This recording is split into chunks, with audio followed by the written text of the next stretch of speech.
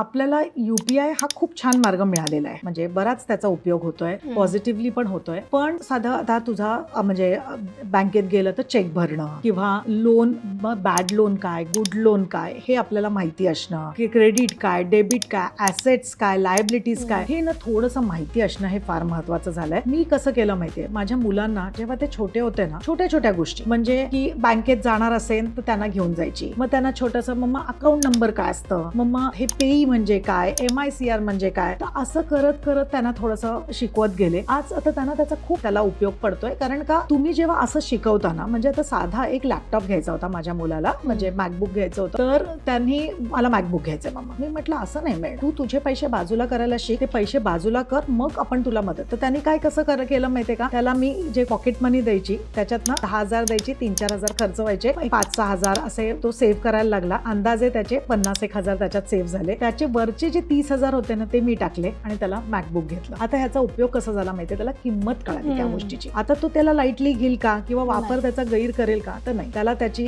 म्हणजे त्या गोष्टीचं महत्व कळलं. असं जेव्हा आपण मुलांमध्ये रुजतो ना, तेव्हा त्याचा मग अर्थ मुलांना कळतो.